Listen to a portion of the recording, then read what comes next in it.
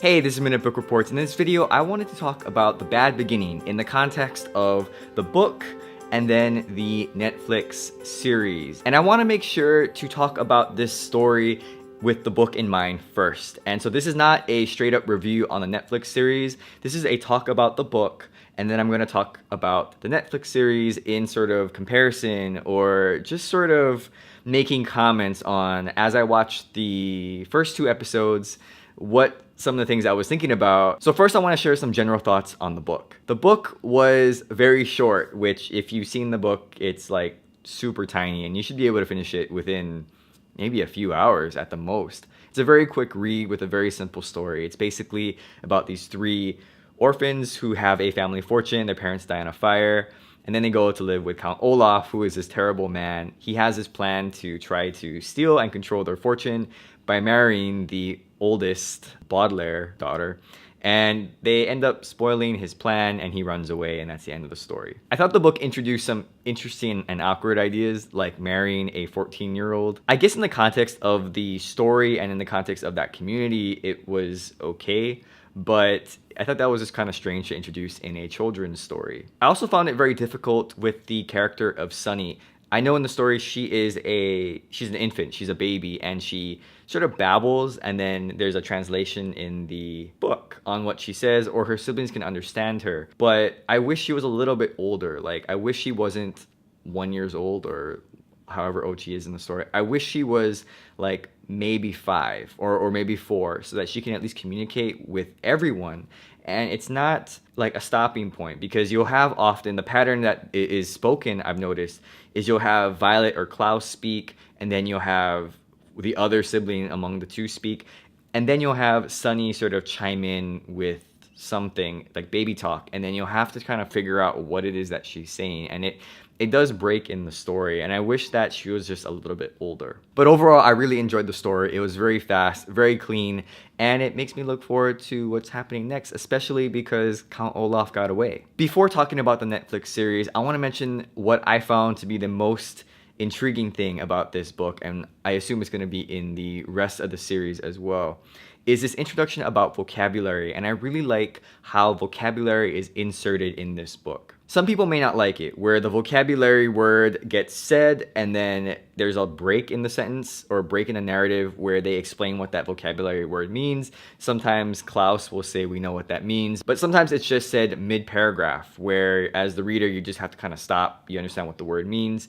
and then you move on. The definitions of these words in the story are often not even the true dictionary definition. They are a definition in the context of the story, which I think is great for kids to help them understand what these words are. I'm thinking that this author is trying to teach kids vocabulary words, which if that's the case, that's a good thing. Because when I was younger, I had to learn vocabulary words through tests and lists, and it wasn't fun. It didn't really encourage me to learn the words in the context of using them. It taught me how to use vocabulary words in the context of a test and how to remember it for a test.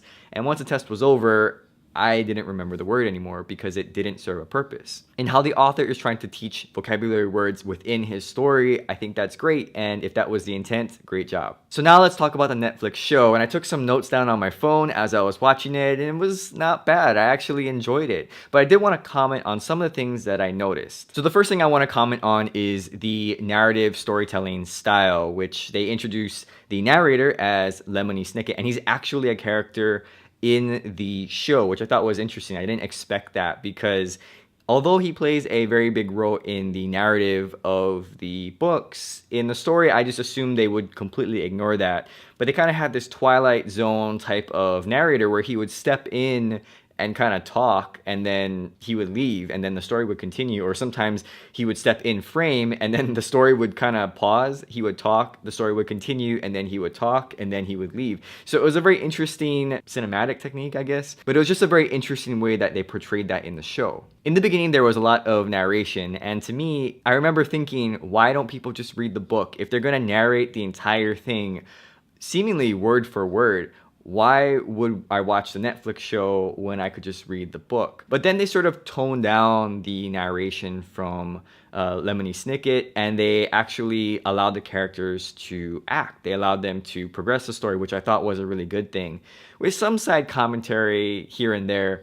but I was worried that it was just going to be basically word for word what the narrator would be saying the entire time, and I thought that would have been a really boring episode. So I'm glad that they used it sparingly after the beginning and made it sort of less and less and allowed the characters to sort of talk and do their thing. I also like how the mood and the colors in the series to me match what the book was. We have a lot of grays, we have a lot of dark, sort of dull colors, which this is a gloomy story. Of course it's going to be like that. But the children always seem to stand out. I mean, they have that very bright colors. It almost seems like they're in color and everything else is gray or black and white. And so I really like that contrast, and it really helps them to sort of stand out as characters. I also noticed that in the Netflix series, the ineptitude of the adults was easier to see. I mean, when you read the book, you know that the adults just don't understand that Count Olaf is hurting the kids, that he's a bad guardian.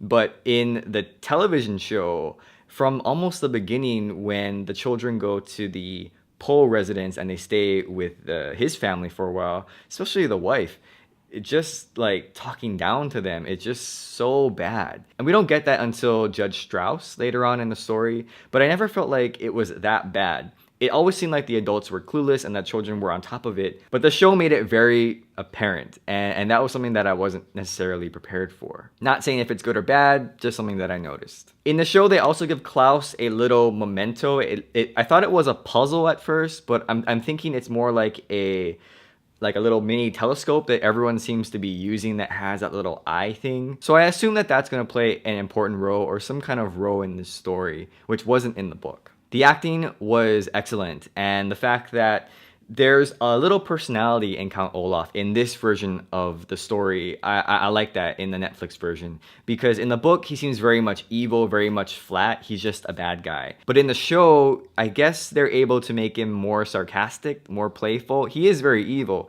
but he's more sarcastic and playful, and I found myself laughing at him sometimes because some of the things that he did I just thought were kind of funny. Some of the snide remarks and comments were very, very sharp. I also want to mention that the children who played Klaus and Violet were also excellent.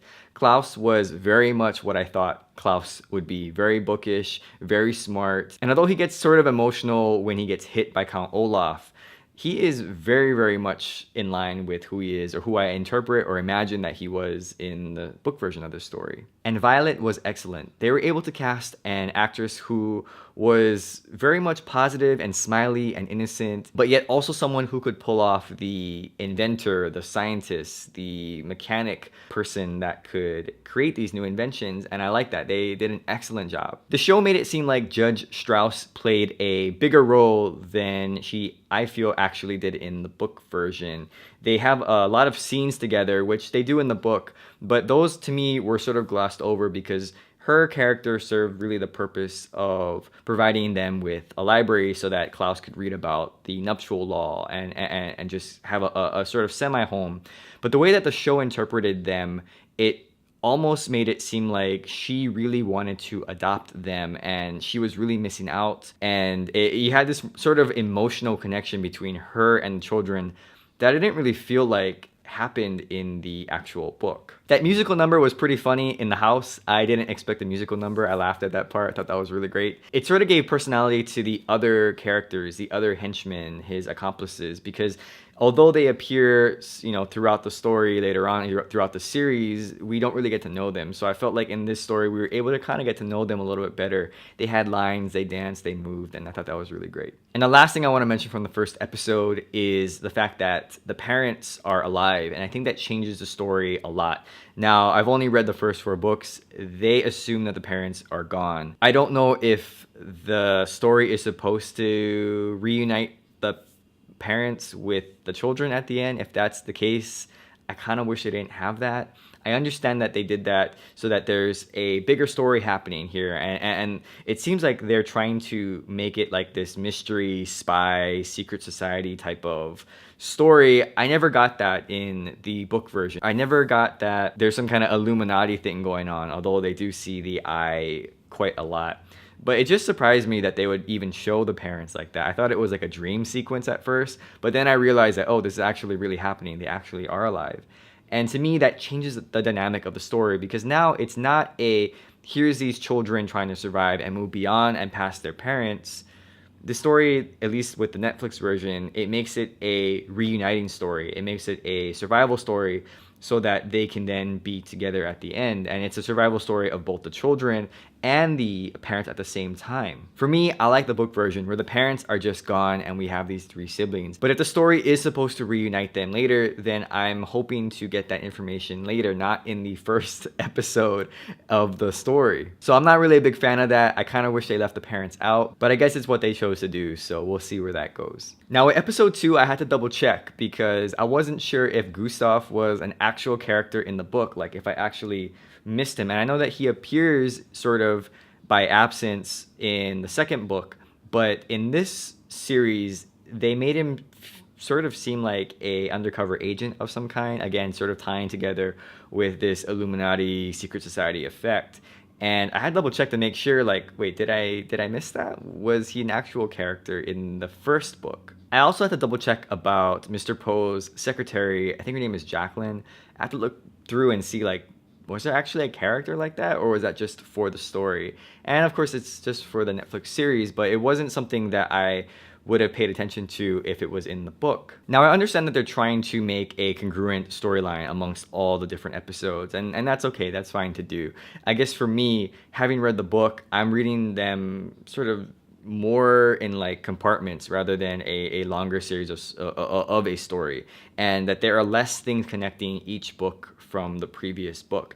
In this series, it's almost as if they're telling this 4-part story. I mean, they're going to tell 13, I assume, but especially in the first season, I think they're going to try and tell like a bigger, complete story.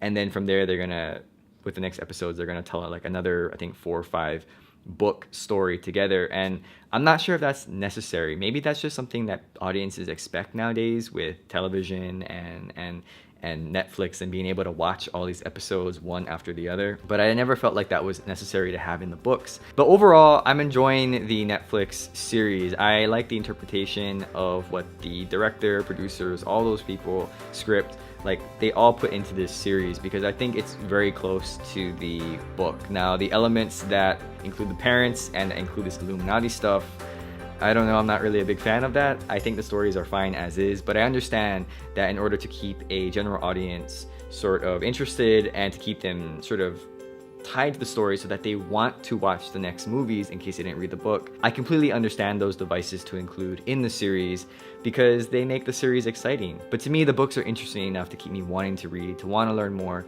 to see what's going to happen to these kids. So we'll see how the series ends. But thanks for watching this video. I hope you enjoyed it, and I'll see you next time. Bye.